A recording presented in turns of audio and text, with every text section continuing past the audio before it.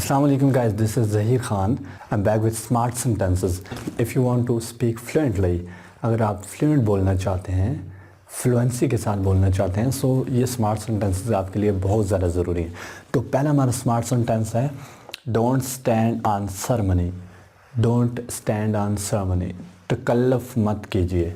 Let's suppose आपके घर पे कोई आता है, कभी आप उसको चाय दे रहे हो, कभी खीर दे रहे हो, कभी कस्टर्ड दे रहे हो, कभी कोल्ड ड्रिंक दे रहे हो, आप अपनी तरफ से उसकी बहुत ज़्यादा मेहमान नवाजी कर रहे हो, ठीक है।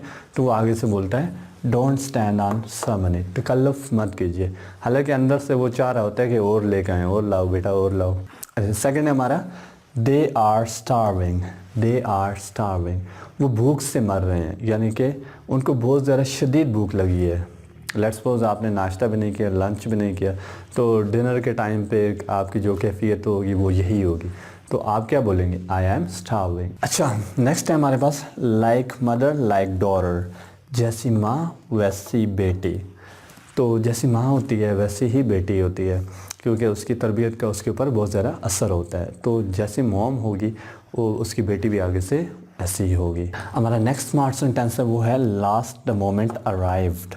आखिर वो मरल्ला आ पहुंचा। लास्ट द मोमेंट अराइव्ड, आखिर वो मरल्ला आ पहुंचा, जिसका मुझे इंतज़ार था, जिसका आपको इंतज़ार था, ठीक है। आपकी लाइफ में भी ऐसे बहुत सारे लम्हे होते हैं, ऐसे बहुत सारे मरहले होते हैं जिनका आपको शिद्दत से इंतज़ार होता है। तो जब वो लम्हा आता है तो आप बोलते हैं लास्ट द मोमेंट अराइव्ड, आखिर वो मरल्ला आ पहुंचा। अच्छा, हमारा लास्ट स्मार्ट सेंटेंस है वो है सो व्हाट। तो क्या हुआ? सो व्हाट, तो क्या हुआ।